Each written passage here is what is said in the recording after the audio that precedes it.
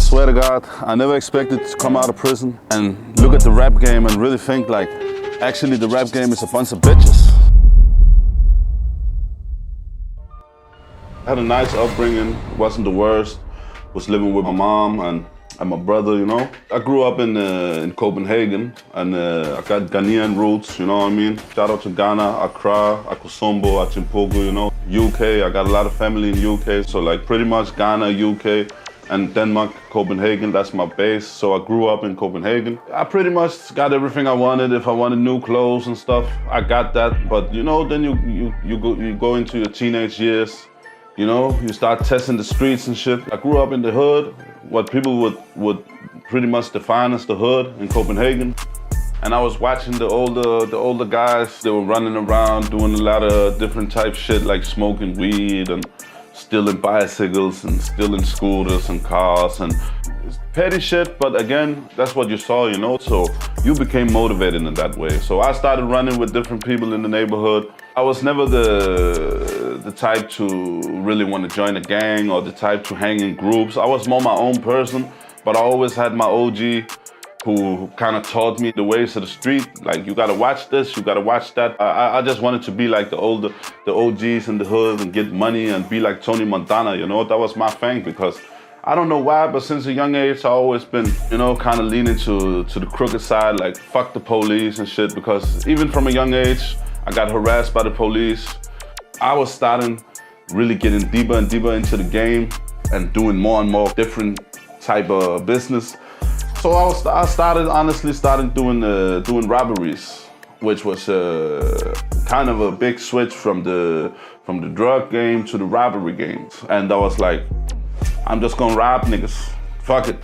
I just need to get this money. I was like addicted to the money. And I didn't think about the consequences. I didn't think too much. I was in the beginning of my 20s. And like I said, the wrong role models, running the streets, you know, you angry with the system because the police treat you bad and shit. So you see the neighborhood, how the older guys do it. They're like doing it like a mafia type shit. So you started thinking everything is a movie. You don't thinking about consequences or none of that shit. I just started rapping and I really had a mask on. Like, the reason I call my other motherfucking Spotify channel, I got one called Do-Rag, and if people didn't know, I'm motherfucking Do-Rag. I might as well just tell it now because I switched back to my Adam, let's get it, you know what I mean? But the thing is, my partner in it, he actually got caught. I should have known that as soon as he got caught, change your fucking SIM card, change your number. They had a feeling it was me because the guy, he got caught and went to the police station, and he never told them my name. He never said he's the guy, but what he did was he said, this is the guy's phone number. So once he did that, they had me on the phone and they started listening. They couldn't figure out who the fuck I was. So for a couple of months, they were just like, who is this guy? Who is this guy? They tried to find me they could see where I was with the phone and shit, but this is like 12 years ago, 10 years ago. So it's different technology at the time. So they couldn't really figure out who I was to begin with. But then one day my mom was like, yo, so son, where is it you living? And I was living with my baby moms and my son. And I told the address. Next day, the police came, 5 people deep, busting down the door, you know, running up in the crib, screaming and shit. They asked me, do you got a blue rag? Do you got this? Do you got that? I said, I ain't got shit. I don't know what the fuck you're talking about. They arrested me, locked me up. I told them I don't know shit. I like to play a game with the cops at the time. I was like, I'm gonna tell you everything. And they were like, yes, you're taking the right decision. So I said, please, just can I have a cigarette and a Coke? And then I'm gonna tell you everything. So soon as I smoked the cigarette, drank the Coke, I looked straight to the officer's face and said, fuck your mama, you pig. And after that, you fuck your dad, you bitch ass nigga. And I started laughing like a motherfucker. And then they take you, they pull you to the basement, you fucking nigga, shut the fuck up, don't play with us, la la la la, they fuck you up, you laughing and shit. So that was my kind of game with the police, you know, because like I never told shit.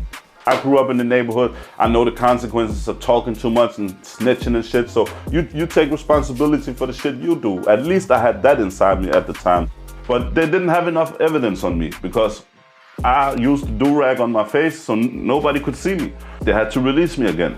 But now they knew it was me because they had the phone number and they tapped my phone for a long time. So I changed the phone number, but they already been listening for a while. I was sort of in and out of jail, because they couldn't get me in for the case. They couldn't get me locked up the way they wanted to get me locked up. I actually came from the street to the court. So in Europe, there's no bail, but you can be out. So it feels like you're out on bail, but you're really just out waiting for the court case. Like Andrew Tate, for example, in Romania right now, he's in jail 30 days. There's no bail, nothing, because they think they have enough evidence. It was the same with me. I sat in the prison for like 4 or 5 weeks. And they were like, okay, we're gonna let you go now because we ain't got enough evidence. So at the time I had 13 robberies, and we ain't talking bank jobs or none of that shit. I never robbed no old ladies. It was more like the excitement, and it was wrong, it was fucked up, but it was, you know, on some young shit, like some trying to get money quick shit. Then I came out of the jail, that was 2015.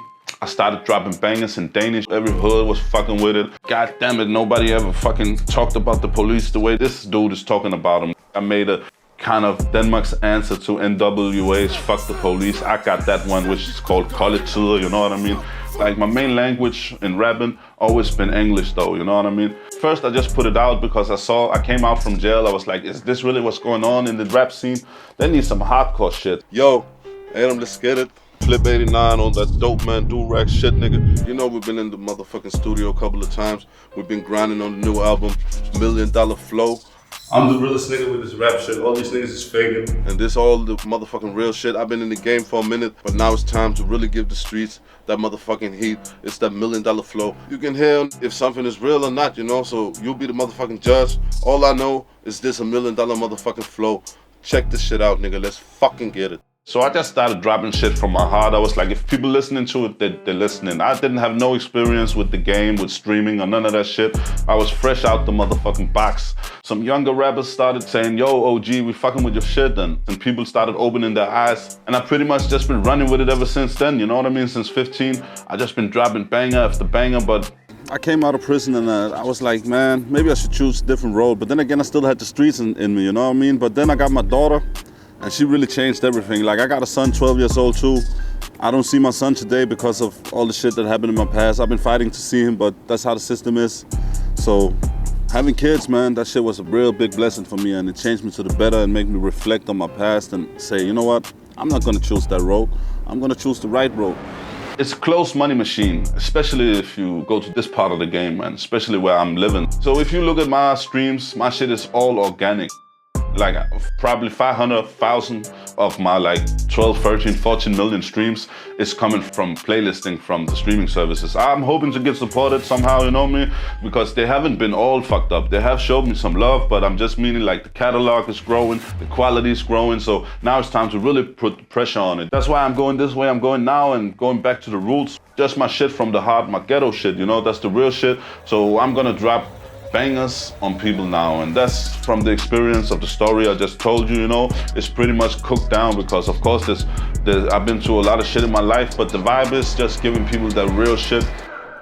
Fuck a halfway crook. $1 Million Flow, what's that really all about? Of course we're trying to get to a bag, you feel me? We're trying to get this paper from the music, but at the same time, it's not really all about money, it's about keeping your vision going, you feeling me? And knowing that you're looking for something greater.